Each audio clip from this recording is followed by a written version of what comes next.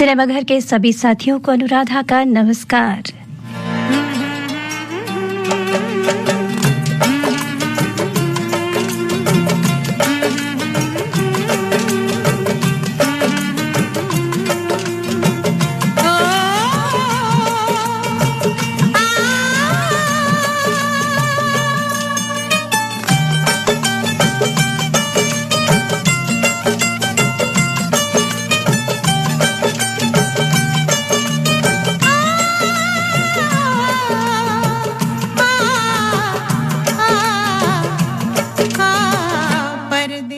जी हाँ मित्रों, ये गीत सुनकर जो फिल्मों के मर्मज्ञ हैं वो समझ गए होंगे कि आज की फिल्म कौन सी है। परदेस जाके परदेसिया भूल न जाना पिया, तन मन किसी ने तुझे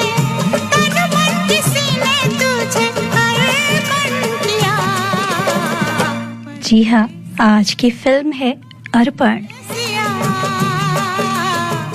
मित्रों, किसी फिल्म के सफल होने में बहुत सी बातें जिम्मेदार होती हैं, लेकिन बहुत हद तक ये कहना गलत नहीं होगा कि यदि किसी फिल्म का गीत संगीत अच्छा हो तो दर्शक वैसे ही खींचे चले आते हैं सिनेमा घर तक।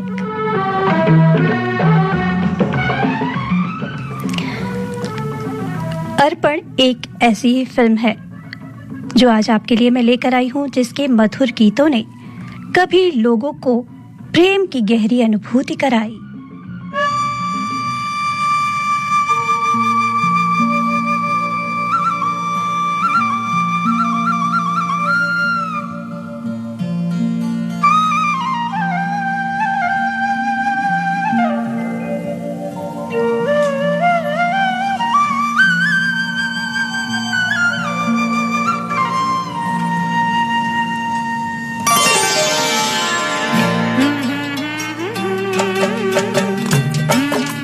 जी हाँ, तो कभी आंखें नम कर गए इस फिल्म के गीत, तो कभी लोगों को थिरका भी गए इस फिल्म के गीत। देखिए, हमारा 5 स्टार होटल है। यहाँ पर हमेशा कैबरे के प्रोग्राम ही पसंद किए जाते हैं। सिर्फ एक बार हमने कव्वाली का प्रोग्राम रखा था, जो गेस्ट ने बिल्कुल पसंद नहीं किया। मैनेजर साहब, मैं फख्र के साथ कह सकता हूँ, आज तक हमारा एक भी भांगड़ा या फोक का ऐसा प्रोग्राम नहीं हुआ जिसे देखकर देखने वाले खुद उठकर हमारे साथ नाचने नहीं लगे। हमारी पार्टी पंजाब की सबसे मशहूर पार्टी है। नाम तो मैंने भी सुना है। तो एक बार काम भी देख लीजिए ना। गुड मॉर्निंग मैनेजर साहब। Good morning. Good morning. Good morning. ये मेरी बेटी है सोना। ओह, आई सी। हमारे ट्रुप के हर तरह के प्रोग्राम को यही लीड करती है। ओह, प्लीज सिट डाउन मिस सोना। शुक्रिया। चाय? जी नहीं शुक्रिया, मैं चाय नहीं पीती। मैनेजर साहब, आप हमें सिर्फ एक प्रोग्राम करने का मौका दीजिए, उसके बाद देखिए आप हमें पूरा सीजन नहीं जाने देंगे, ठीक है ना बाबा? ओके, धन्यवाद। Thank you very much.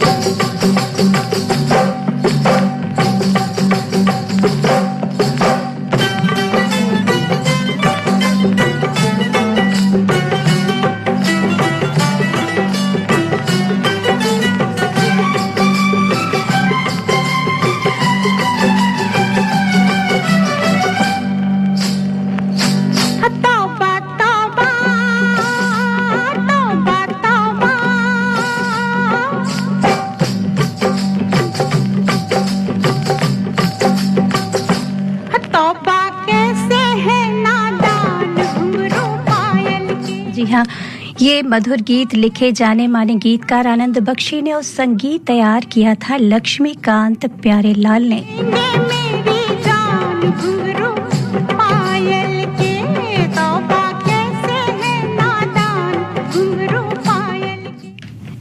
के गीत जो गाए गए वो लता मंगेशकर की आवाज में ज्यादातर गीत रहे और उसके बाद जो आवाजें मिली यहाँ पर सुरेश वाडकर और किशोर कुमार का भी एक गीत रहा इस फिल्म में जो उन्होंने लता मंगेशकर के साथ गाया था।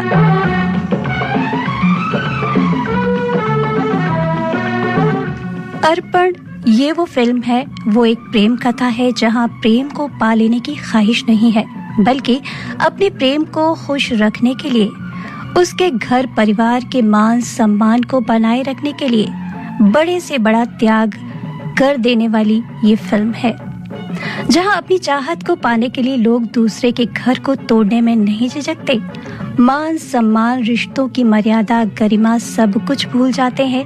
वहां ये फिल्म दर्शाती है कि किसी को पा लेने का नाम प्रेम नहीं है बल्कि प्रेम का एक रूप त्याग और समर्पण भी है, जहां दूरियां कोई सरोकार नहीं रखती बल्कि ये दूरियां प्रेम की एक नई परिभाषा गढ़ती हैं, चाहे फिर अपने सिर पर बेवफाई का इल्जाम लेकर ही ये परिभाषा क्यों ना गढ़ी जाए।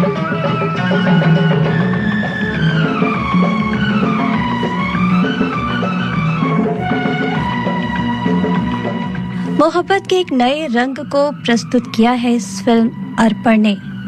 फिल्म युग के बैनर तले बनी निर्माता निर्देशक जे ओम प्रकाश की ये बेहतरीन फिल्म रिलीज हुई वर्ष 1983 में।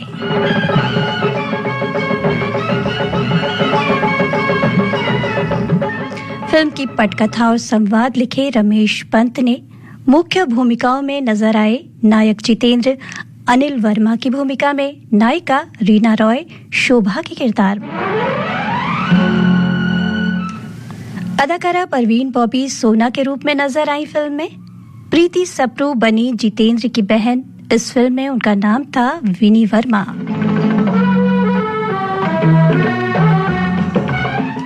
शशिपुरी राकेश की भूमिका में विनी के बॉयफ्रेंड और पति के रूप में नजर आए। सुजीत कुमार अशोक की भूमिका में रहे और जो बने थे जितेंद्र यानी अनिल वर्मा के दोस्त। दीना पाठक जितेंद्र की मां की भूमिका में यानी अनिल वर्मा की मां की भूमिका में नजर आई। सुधीर तलवी सोना यानी परवीन बॉबी के बाबा के रूप में नजर आए। सुलोचना बनी रीना रॉय यानी शोभा की मां।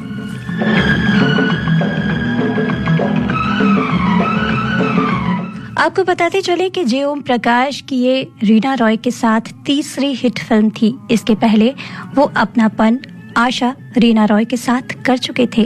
अर्पण भी 1983 की हिट फिल्म रही। जबकि इस वर्ष कुली, हीरो जैसी फिल्में रिलीज हुई थी, लेकिन अर्पण फिल्म ने दर्शकों के दिल में एक अलग ही जगह बनाई।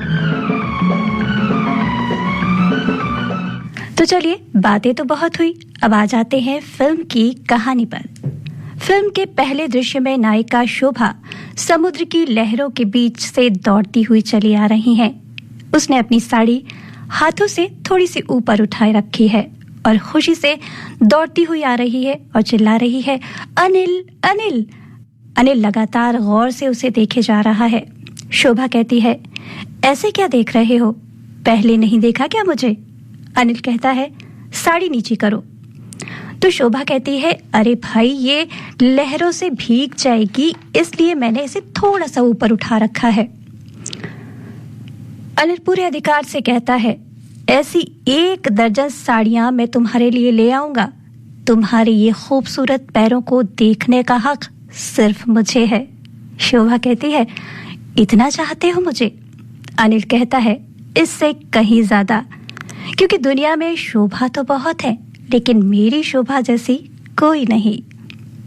फिर अनिल शोभा से पूछता है, आज आने में इतनी देर कैसे हो गई? शोभा कहती है, ऑफिस का ज्यादा काम था और ओवर टाइम करना पड़ा मुझे, तो मैं लेट हो गई। अनिल कहता है, ठीक है, कर लो थोड़े दिन ये सब, फिर तो शादी के बाद शोभा मेरे घर की ही शोभा बनेगी। दोनों बहुत खुश हैं। दोनों एक दूसरे के साथ शादी करने वाले हैं। दोनों के घर वाले भी इस बात से परिचित हैं। अनिल की मां तो अभी से शोभा को बहू जैसा स्नेह देती है। इस बीच अनिल 1 साल ट्रेनिंग पर विदेश जाने वाला है, लेकिन शोभा से वो ये बात कह नहीं पाता कि कहीं शोभा नाराज न हो जाए। लेकिन जैसे ही शोभा अनिल के घर पहुंचती है, शोभा की मां उसे बताती है कि अब शोभा अनिल के कमरे में अनिल बाहर जाने वाला है। शोभा अब नाराज हो जाती है, लेकिन उसकी मां के कहने पर वो अनिल के कमरे में जाकर उसका सूटकेस लगा रही है। गुस्से से उसका मुंह लाल हो रहा है। सूटकेस में पटक पटक कर कपड़े लगा रही है। अनिल कुर्सी पर बैठा मुस्कुरा रहा है।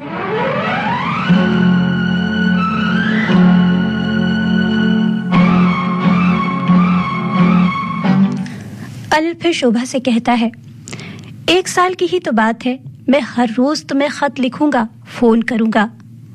बस 1 साल तो बस यूं ही चुटकी बजाते गुजर जाएंगे। शोभा से अनिल कहता है, शोभा ये मेरे पिता का सपना था कि मैं नई फैक्ट्री डालने के लिए विदेश ट्रेनिंग लेने जाऊं। मेरा जाना मजबूरी है। शोभा दुखी है, लेकिन अनिल की खुशी के कारण वो हाँ कर देती है। फिर आंसू और मुस्कान भरे चेहरे से एक सूटकेस में डालते हुए कहती है, अनिल तुम इस सूट में बहुत हैंडसम लगते हो। कोई इम्पोर्टेंट मीटिंग हो तो यही पहन कर जाना। अनिल कहता है, अच्छा किसी लड़की ने पसंद कर लिया तो तुम क्या करोगी? शोभा कहती है, तुम शादी कर भी लोगे तो भी अनिल मैं सिर्फ तुम्हें प्यार करती रहूंगी। शोभा कहती तो जरूर है, लेकिन भला कौन चाहता है कि उसे चाहने वाला उसे कभी भूल जाए?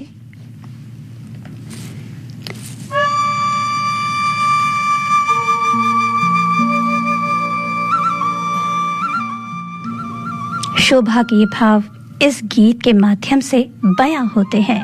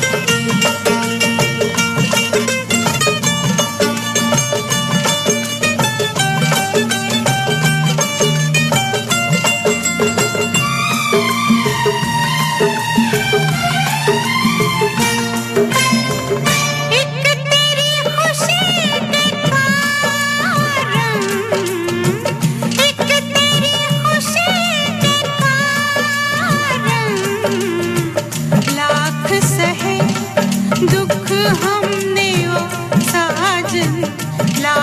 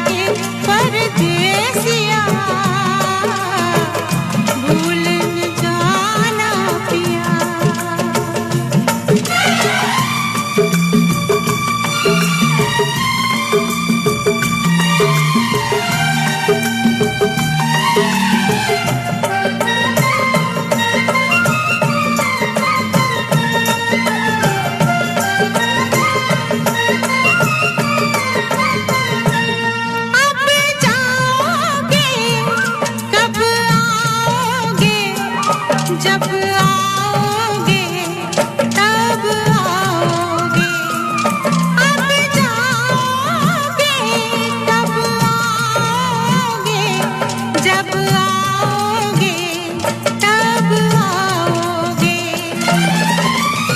इतने दिन है, इतने दिन है, कौन जिया परदेस जाके परदेसिया, भूल न जाना पिया। ओ तन मन किसी ने तुझे, तन मन किसी ने तुझे अर्पण किया, परदेस जाके परदेसिया, भूल न जाना पिया। ओ परदेस जाके परदेसिया, भूल न जाना पिया।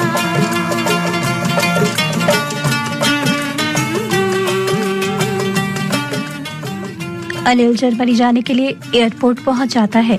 अनिल की मां शोभा और अनिल का मित्र अशोक सभी उसके साथ एयरपोर्ट छोड़ने आए हैं। जाते जाते अनिल शोभा से कहता है, शोभा, मेरे जाने के बाद मेरे घर वालों का ख्याल रखना, सारी जिम्मेदारी तुम्हारी है। इनका और अपना ख्याल रखकर मुझे रोज समाचार देना। अनिल विदेश रवाना हो जाता है। इधर शोभा जिस ऑफिस में काम करती है उसका मालिक जेके एक बिगड़ा हुआ इंसान है।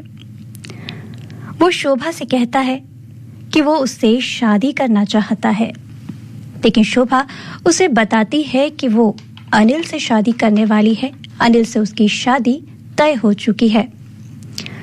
जेके अनिल को पहचानता है क्योंकि अनिल भी रईस खानदान का जाने माने बिजनेसमैन का बेटा है। भले ही अनिल के पिता अब नहीं हैं, लेकिन उनकी कंपनी को सभी लोग जानते हैं और अनिल को भी सभी लोग पहचानते हैं। जेके कहता है, अनिल से शादी होने वाली है, हो तो नहीं गई है ना? और वैसे भी मुझे लड़कियों से हाँ करवाना बहुत अच्छी तरह से आता है। वो शोभा से अपने केबिन में जोर जबरदस्ती करता है। शोभा उसे एक जोरदार थप्पड़ जड़ देती है और केबिन से बाहर निकलने लगती है, तो जेके उसे इस थप्पड़ का जवाब देने की धमकी देता है, क्योंकि ना सिर्फ शोभा ने उसे थप्पड़ मारा बल्कि उसके केबिन का कमरा खोलकर सारे स्टाफ के सामने उसकी करतूतों को सामने रख दिया था और शोभा ये दिखाकर स्टाफ वालों को वहां से निकल जाती है। इधर विनी वर्मा, जो अनिल की सगी बहन है, घर की लाडली है, राकेश से शादी करना चाहती है। राकेश और विनी एक दूसरे के प्यार में पूरी तरह से डूबे हुए हैं।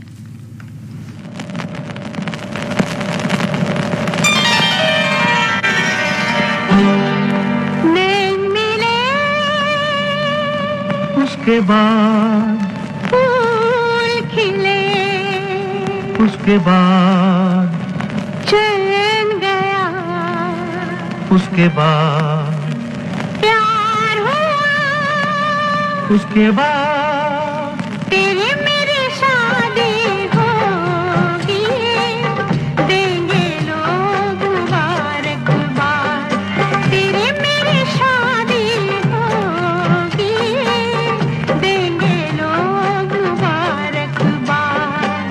नैन मिले, उसके बाद फूल खिले, उसके बाद चैन गया, उसके बाद प्यार हुआ, उसके बाद तेरी मेरी शादी होगी, देंगे लोग मुबारकबाद, तेरी मेरी शादी होगी, देंगे लोग मुबारकबाद।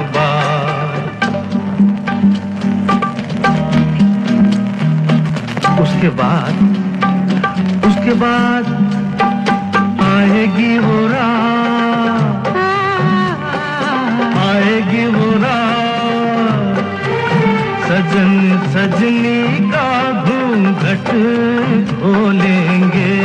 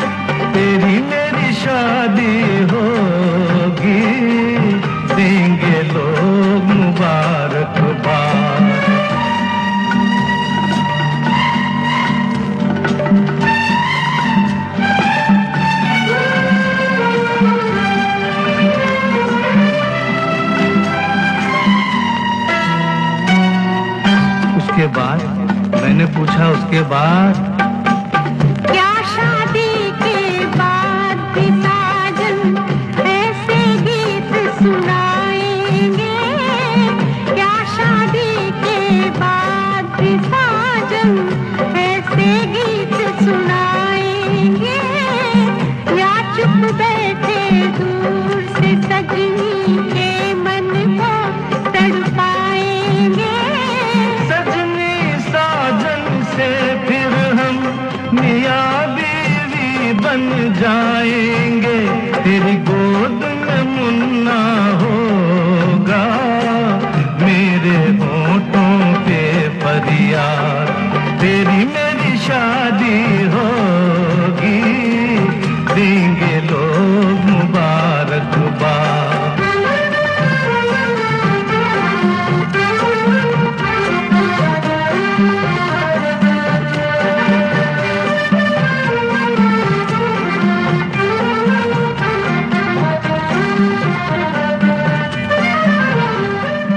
भावनाओं में बहकर विनी और राकेश की नजदीकियां शादी से पहले ही इतनी बढ़ जाती हैं कि विनी मां बनने वाली है। ये बात वो डरते डरते राकेश को बताती है। राकेश कहता है, इसमें उदास होने वाली कौन सी बात है, थोड़ी सी जिम्मेदारियां ही तो बढ़ जाएंगी बस। लेकिन मेरे बॉस बहुत अच्छे इंसान हैं, मैं उनसे कहूंगा कि मेरी पगार बढ़ा दें और मेरे लिए एक फ्लैट भी दे दें। राकेश अपने बॉस के पास पहुंचता है। राकेश का बॉस और कोई नहीं बल्कि जेके है, जिसे राकेश बहुत अच्छा समझता है।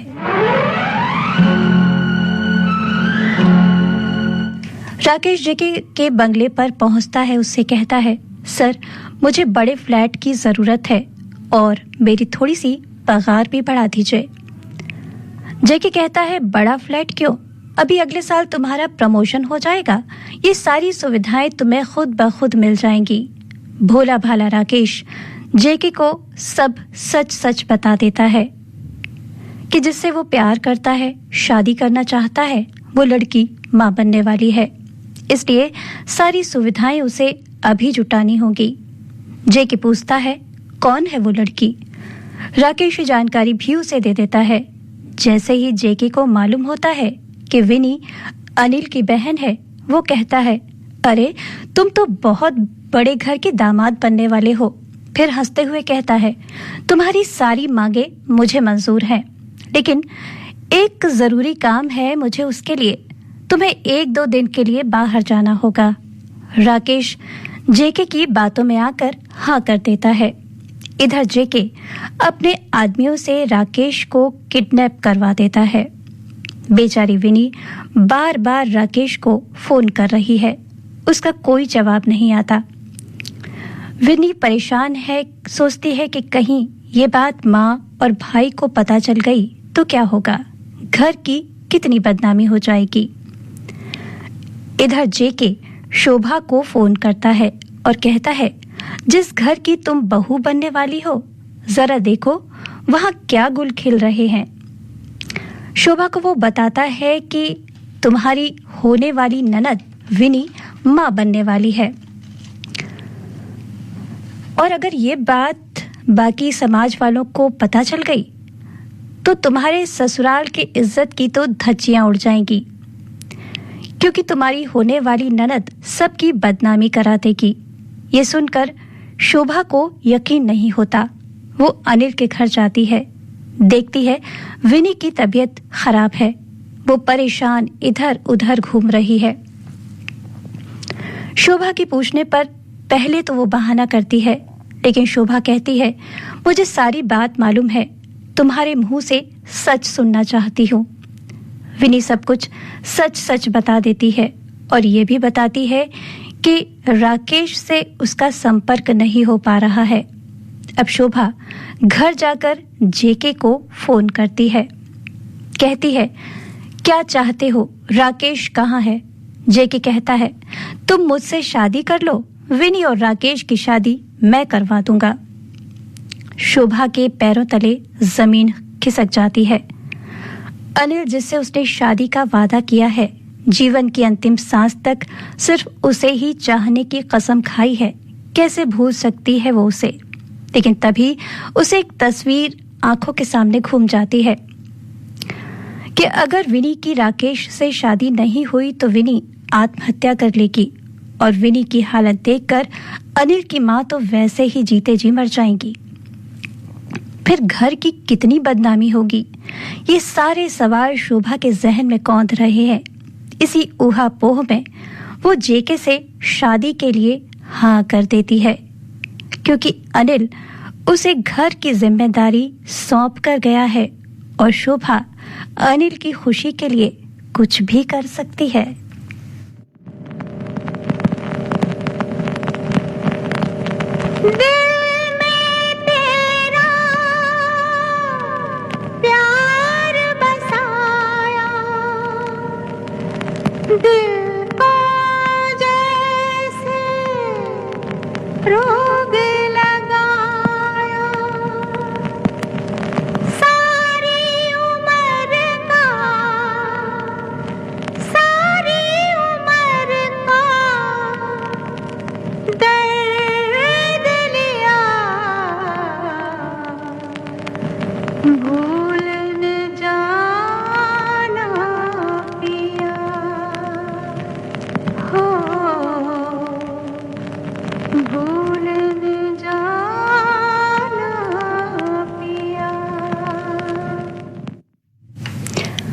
अनिल विदेश में है। इधर विनी की वजह से घर की बदनामी ना हो, इसलिए शोभा जेके को फोन मिलाती है। जेके से शादी के लिए हाँ कर देती है, लेकिन एक शर्त पर कि हमारी शादी के बाद विनी की शादी होने तक किसी को पता नहीं चलेगी। जेके वादा करता है। जेके से शोभा चुपचाप शादी कर लेती है। फिर विनी की शादी के लिए अनिल की माँ और अनिल को मना लेती है। अनिल की माँ कहती हैं, अनिल तो है नहीं, ये शादी कैसे होगी। शोभा कहती है, मैंने उन्हें मना लिया है। इस तरह विनी की शादी राकेश से हो जाती है। अनिल की माँ कहती हैं, विनी की शादी तो तूने आनन फानन में करवा दी, लेकिन अब तेरी और अनिल की शादी में बहुत धूमधाम से करूंगी। सारे अरमान पूरे करूंगी जो अभी बाकी रह गए हैं। शोभा खामोश है। अनिल की माँ को गौर से देख रही है, क्योंकि उसे मालूम है उनका ये ख्वाब भी पूरा नहीं होगा, क्योंकि नसीब को कुछ और ही मंजूर था और जो मंजूर था वो हो चुका है। अपने सारे अरमानों को ताक पर रखकर शोभा मिसेस जेके बन चुकी है। लेकिन मिसेस जेके के घर में पहला दिन कैसा है ये भी देख लेते हैं। जेके बेहद ही जिद्दी और बदचलन है। अपनी जिद पूरी करने के लिए उसने शोभा से शादी की है। प्यार व्यार जैसा कोई शब्द उसके दिल में नहीं है। शोभा के लिए उसके दिल में कोई भी जज्बात नहीं है। इसलिए पहले ही दिन वो अपनी 3 गर्लफ्रेंड को बुलाकर शोभा से मिलवाता है। कहता है, ये तीनों मुझे हर तरह से खुश रखती हैं, इसलिए मैंने इन तीनों को एक एक फ्लैट, गाड़ी और हर महीने के लिए पगार की व्यवस्था कर रखी है। शोभा आश्चर्यचकित है कि ये कैसा इंसान है, अपनी पत्नी के सामने ही इस तरह की बातें कर रहा है। अब वो शोभा से कहता है, तुम्हारे बस की तो बात नहीं है कि तुम मुझे खुश रख सको, लेकिन ये सब मुझे खुश रखती हैं और ये मेरे लिए तुमसे ज्यादा बेहतर हैं। उस दिन तुमने मेरे स्टाफ के सामने मेरी बेइज्जती की थी, इसलिए तुम्हें सबक सिखाने के लिए मैंने तुमसे शादी की। और डांट कर कहता है, जाओ आज ऊपर जाकर कमरे में अकेले सो जाओ। शोभा खामोश है, चुपचाप ऊपर कमरे में चली जाती है। जेके हर रोज शोभा को नए नए ढंग से जलील करता है। एक दिन घर पर पार्टी रखता है। सारे उसके दोस्त आए हुए हैं।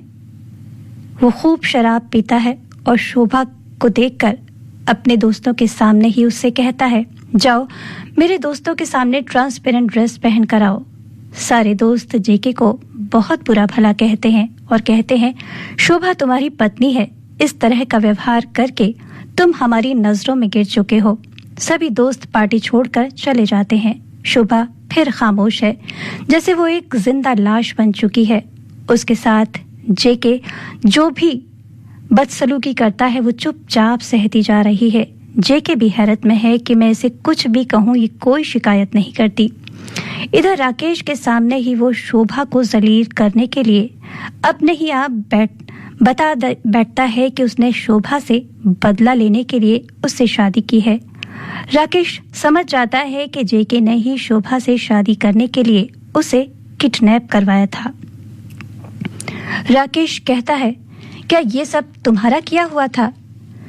मैं तो तुम्हें बहुत अच्छा इंसान समझता था, लेकिन तुम तो बहुत घटिया किस्म के आदमी हो। ये कहकर वो नौकरी से रिजाइन करके चला जाता है। जेके क्योंकि जाना माना बिजनेसमैन है तो उसकी शादी की खबर अखबार में छपी है, जिसे अनिल की माँ और अनिल का दोस्त देख लेता है। वो सभी हैरत में है, लेकिन वो सभी सोचते हैं कि शोभा ने दौलत के लालच में जेके से शादी की है। इधर अनिल विदेश से वापस आ गया है। एयरपोर्ट पर सभी लोग उसे लेने आए हैं। वो खुश है, लेकिन उसकी आंखें शोभा को ढूंढ रही हैं। वो माँ और अशोक से पूछता है, शोभा क्यों नहीं आई? पहले तो अनिल को कहा जाता है कि शोभा की कुछ मजबूरी थी, वो आ नहीं पाई, लेकिन जब वो जिद करता है तो सब कुछ उसकी माँ और अशोक साफ साफ बता देते हैं और उससे कहते हैं शोभा को अब भूल जाओ, उसकी शादी हो चुकी है। ये सुनकर अनिल को विश्वास नहीं होता। वो फोन करता है। फोन कोई लड़की उठाती है, कहती है, आप कौन? अनिल अपना परिचय देकर शोभा से बात करना चाहता है तो वो लड़की कहती है, मिसेस जेके तो मिस्टर जेके के साथ बाहर गई हैं। अब कहने सुनने को बाकी क्या है? सारी सच्चाई अनिल के सामने थी। अनिल गम में डूब जाता है, हफ्तों तक कमरे से बाहर नहीं निकलता। तब उसका दोस्त अशोक समझाता है, कुछ दिन के लिए बाहर घूमाओ, जिंदगी किसी के आने जाने से थमती नहीं है। अनिल अपने दोस्त की बात मानकर घूमने निकल जाता है। वो जिस होटल में ठहरा है वहां एक म्यूजिकल ग्रुप भी है और उस ग्रुप की मनमोहक प्रस्तुति का आनंद सभी लोग लेते हैं। और इस ग्रुप ने बहुत सारे परफॉर्मेंस दिए हुए हैं और आगे भी परफॉर्मेंस की तैयारी है, जिसको लेकर वो होटल के मैनेजर से बातचीत कर रहे हैं। देखिए, हमारा 5 स्टार होटल है। यहाँ पर हमेशा कैबरे के प्रोग्राम ही पसंद किए जाते हैं। सिर्फ एक बार हमने कव्वाली का प्रोग्राम रखा था, ये जो गेस्ट ने बिल्कुल पसंद नहीं किया। मैनेजर साहब, मैं फख्र के साथ कह सकता हूँ, आज तक हमारा एक भी भांगड़ा या फोक का ऐसा प्रोग्राम नहीं हुआ जिसे देखकर देखने वाले खुद उठकर हमारे साथ नाचने नहीं लगे। हमारी पार्टी पंजाब की सबसे मशहूर पार्टी है। नाम तो मैंने भी सुना है। तो एक बार काम भी देख लीजिए ना। गुड मॉर्निंग मैनेजर साहब। Good morning. Good morning. Good morning. ये मेरी बेटी है सोना। ओह, आई सी। हमारे ट्रुप के हर तरह के प्रोग्राम को यही लीड करती है। ओह, प्लीज सिट डाउन मिस सोना। शुक्रिया। चाय? जी नहीं शुक्रिया, मैं चाय नहीं पीती। मैनेजर साहब, आप हमें सिर्फ एक प्रोग्राम करने का मौका दीजिए। उसके बाद देखिए, आप हमें पूरा सीजन नहीं जाने देंगे, ठीक है ना बाबा? ओके, धन्यवाद। Thank you That's very all right. Much.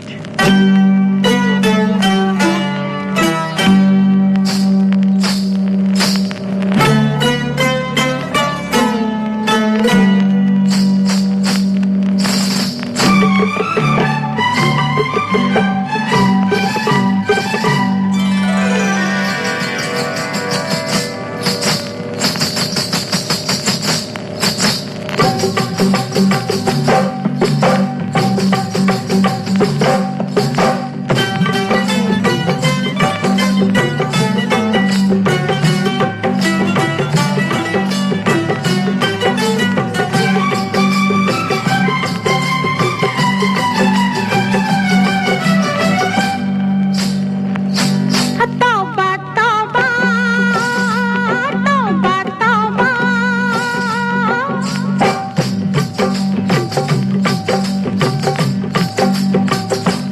तौबा कैसे है नादान घुंघरू पायल के, तौबा कैसे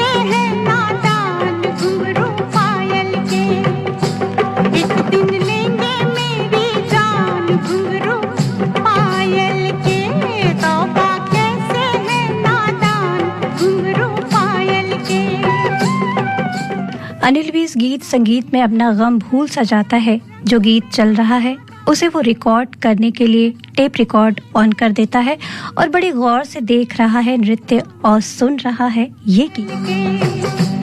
तौबा कैसे है नादान घुंघरू पायल के, तौबा कैसे है नादान घुंघरू पायल के।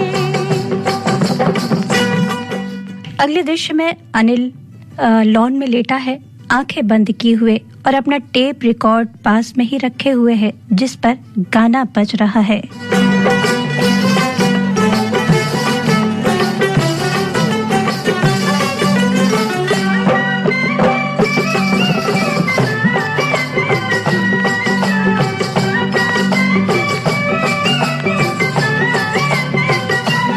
कैसे कोई भेद छुपाए, घर का भेदी लंका ढाए।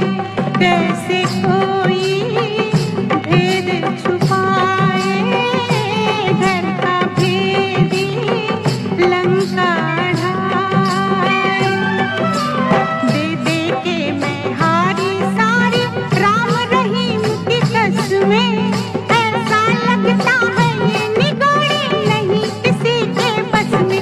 हिंदू है ना मुसलमान घुंघरू पायल के। उधर पास में ही सोना और उसकी पूरी म्यूजिकल टीम बैठी नाश्ता कर रही है। जैसे ही रात वाले गाने के बोल सभी के कानों में पड़ते हैं, सभी चौंक जाते हैं। सोना उठकर जाती है और देखती है एक युवक लॉन में लेटा आंखें बंद करे गाना सुन रहा है। वो फट से टेप रिकॉर्डर बंद कर देती है और टेप निकाल लेती है।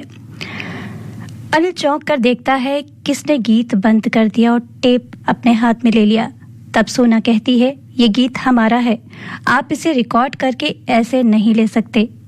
अनिल कुछ नहीं बोलता। सोना टेप लेकर वापस अपनी टीम के पास चली जाती है।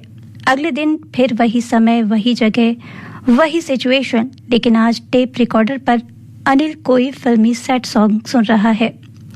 सोना फिर आती है, गीत बंद कर देती है। अब अनिल उठता है और कहता है ये गीत तो तुम्हारा नहीं है, इसे क्यों बंद कर दिया? सोना कहती है तुम ऐसे यहाँ अकेले गीत क्यों सुनते रहते हो? क्या तुम्हारी जिंदगी में कोई गम है? जरूर किसी लड़की ने तुम्हारा दिल तोड़ा है। फिर कहती है कल मेरे बाबा ने मुझे बहुत डांटा और कहा कि मुझे तुम्हारे साथ ऐसा व्यवहार नहीं करना चाहिए था। मैं कल जो टेप ले गई थी वो वापस तुम्हें कर दूंगी, तुम आराम से मेरा गीत सुन सकते हो। यही सोना अनिल को बताती है कि वो एक अनाथ लड़की है, बाबा ने ही उसे पाला है। बाबा यानी सुधीर दलवी इस फिल्म में बने हैं सोना के बाबा। फिर बताती है बाबा से ही मैंने संगीत की शिक्षा ली है और अब हम एक म्यूजिकल ग्रुप चला रहे हैं। हमारे म्यूजिकल ग्रुप में सभी एक परिवार जैसे हैं। सोना कहती है आपको अगर बुरा ना लगे तो एक बात पूछूं, आप इतने बुझे बुझे से क्यों रहते हैं? अनिल कोई जवाब नहीं देता तो सोना कहती है मैं समझ गई, जरूर किसी लड़की ने तुम्हारा दिल तोड़ा है। अनिल कहता है हाँ, उसने किसी और से शादी कर ली। तो सोना कहती है बस इतनी सी बात, तो तुम भी किसी भी लड़की से शादी कर लो। अनिल कहता है शादी किसी भी लड़की से नहीं की जाती। सोना कहती है ये तो है। तभी सूर्य ढलने का दृश्य दिखाई देता है। सोना अनिल का मन बहलाने के लिए कहती है देखो कितना सुंदर दृश्य है। अनिल कहता है मुझे सनसेट से नफरत है। दरअसल वो जब विदेश जा रहा था तब शोभा ने उससे कहा था सनसेट तुम वहां देखना और मैं यहाँ देखूंगी। ये बात अनिल को बार बार याद आ जाती है। ये बिल्कुल सच है कि जिन चीजों को इंसान भूलने की कोशिश कर रहा हो वो यादें, वो बातें अक्सर सामने आ खड़ी होती हैं।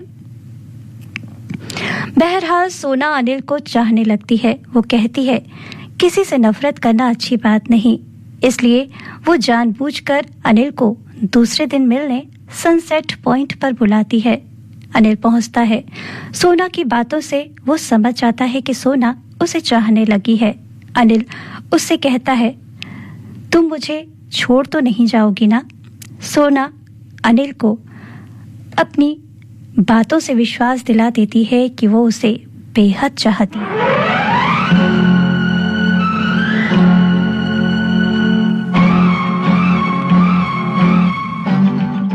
जब अनिल वापस लौटकर होटल आता है तो देखता है शोभा और जेके भी उसी होटल में आकर ठहरे हैं। वो रूम नंबर चुपके से सुन लेता है, फिर उसके रूम में फोन करता है। फोन शोभा उठाती है, पूछती है कौन? अनिल कहता है वही जिसे तुम जान से ज्यादा चाहती थी। शोभा कहती है अभी यहाँ फोन क्यों किया? अनिल कहता है ये जानने के लिए कि तुमने मुझे धोखा क्यों दिया। शोभा कहती है अब मैं एक शादीशुदा औरत हूँ, दोबारा मुझे फोन मत करना। तभी जेके आ जाता है। शोभा से पूछता है किसका फोन था? शोभा कहती है मेरी सहेली का। जेके हंसता है, कहता है अभी यहाँ आई हो और सहेलियों के फोन भी आने लगे। यहाँ आपको बताते चले कि ज्यादा शराब पीने से जेके बीमार रहने लगा है, इसलिए अब उसकी सोच बदलने लगी है। शोभा के प्रति व्यवहार बदलने लगा है। शोभा से उसने अपने गुनाहों की माफी मांग ली है। शोभा ने उसे माफ भी कर दिया। दोनों आउटिंग के लिए इस होटल में आकर रुके हैं। दोनों बहुत खुश हैं, लेकिन अनिल को इस कहानी का सच नहीं मालूम। जब होटल में वो शोभा और जेके को देखता है तो उसके जख्म हरे हो जाते हैं। मोहब्बत अब तिजारत बन गई है, तिजारत। होटल में गीत संगीत का कार्यक्रम चल रहा है तो वो इस गीत के माध्यम से अपने मन की तड़प और कसक शोभा के सामने रख देता है।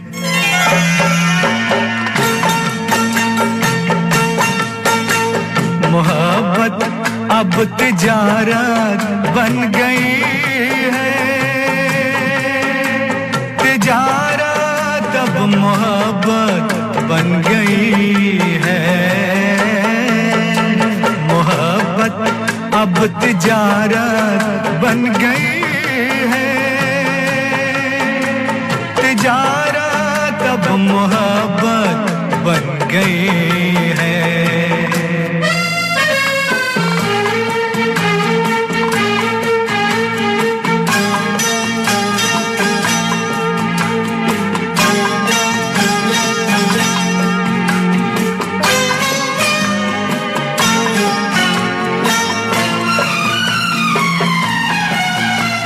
किसी से खेलना फिर छोड़ देना, किसी से खेलना फिर छोड़ देना, खिलौनों की तरह दिल तोड़ देना। हसीनों की ये आदत बन गई है। मोहब्बत अब तिजारत बन गई है, तिजारत अब मोहब्बत बन गई है।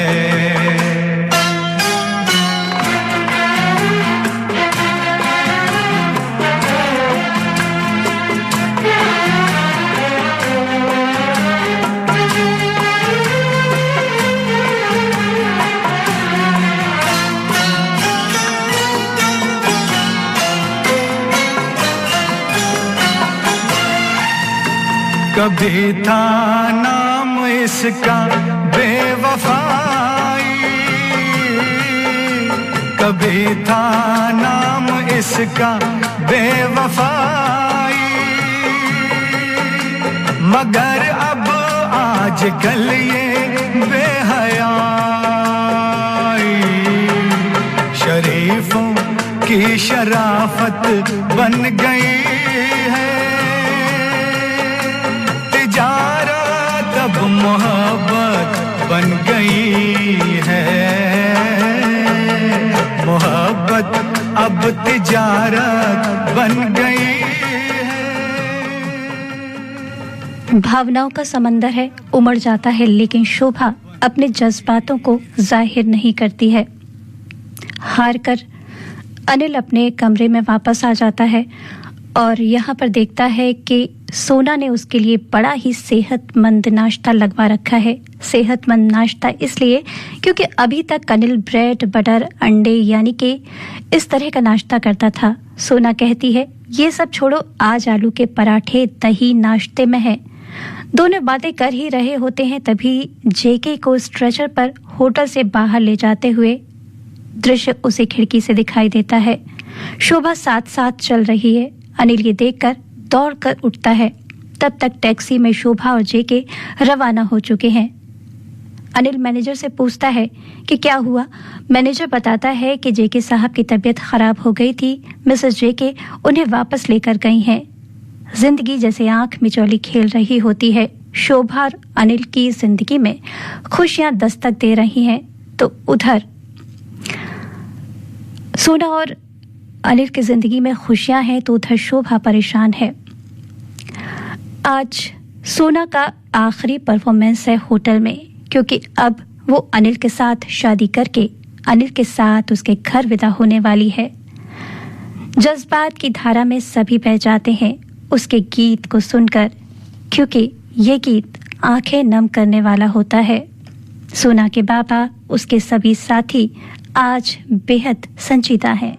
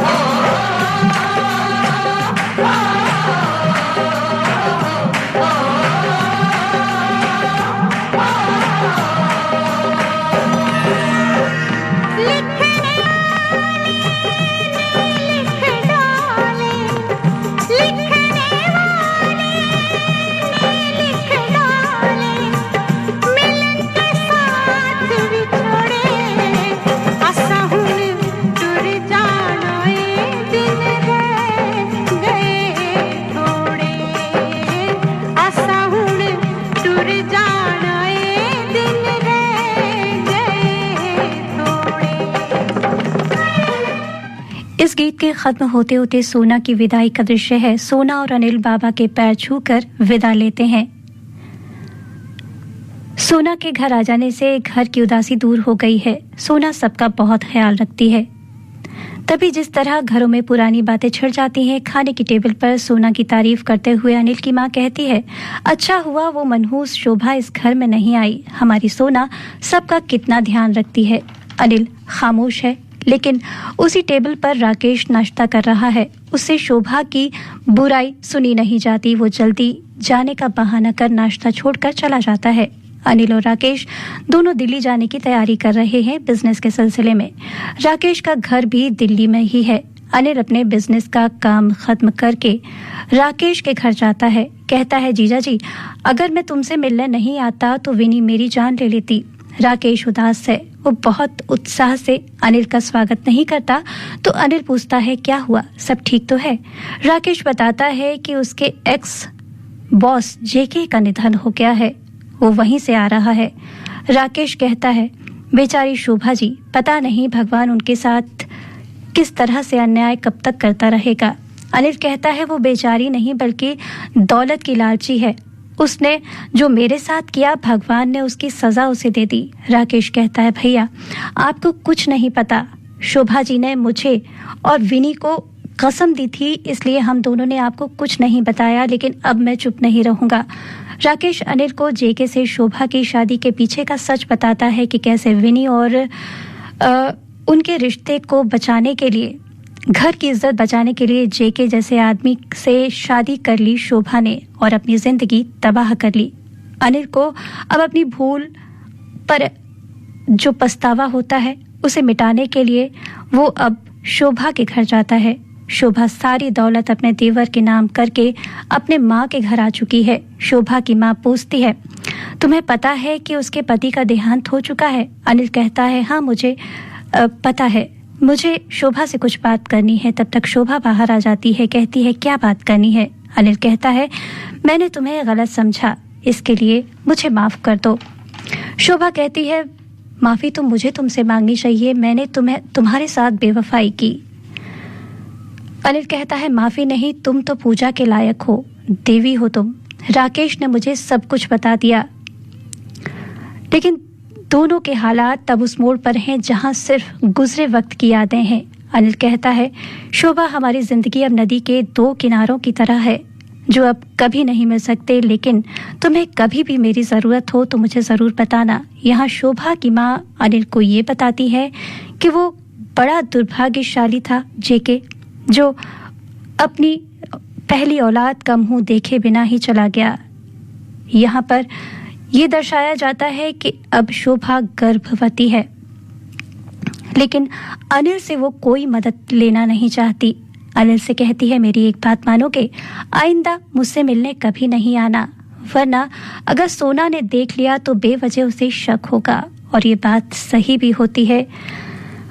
यहाँ पर अनिल शोभा का ख्याल रखने आता है क्योंकि उसके साथ कोई नहीं है, लेकिन अनिल का मन साफ है। वो बार बार सोना को ये बताता है कि वो शोभा को नहीं चाहता, लेकिन उसकी मजबूरी है कि वो शोभा की मदद करेगा। लेकिन सोना को यकीन नहीं होता, वो बार बार पीछा करती है और अनिल के पास हॉस्पिटल तक जाती है।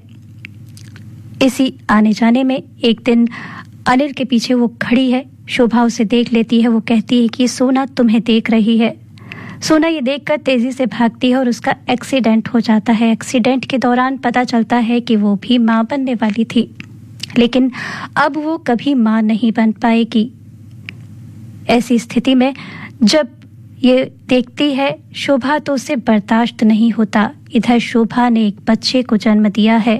वो बच्चा लेकर वो अनिल के घर पहुंचती है और अपना बच्चा सोना की गोद में अर्पण करती है। अनिल की माँ कहती है, ऐसा कभी होता है क्या? कोई माँ अपने जिगर के टुकड़े को कैसे दे सकती है? शोभा कहती है कि मैंने इस घर को कभी पराया नहीं समझा और अपने बच्चे को सोना की गोद में देकर हमेशा के लिए उसकी गोद भर देती है। शोभा जीवन से हार चुकी है और वो जहर खाकर वहां तक आई है। जैसे ही वो बच्चे को गोद में अर्पण करती है, उसकी सांसें टूटने लगती हैं। डॉक्टर को बुलाने के लिए अनिल आगे बढ़ता है, लेकिन ये हो नहीं पाता और शोभा अंतिम सांस लेती है।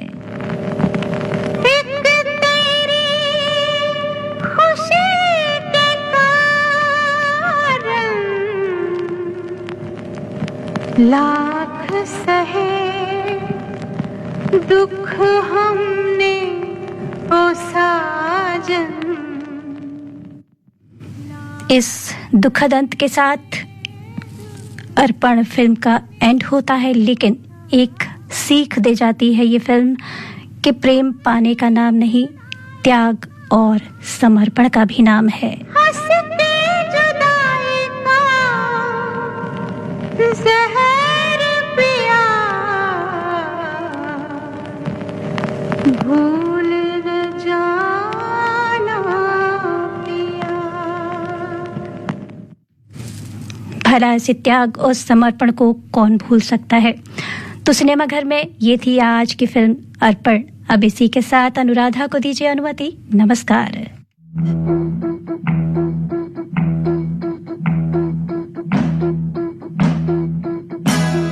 अरे ओ सांबा,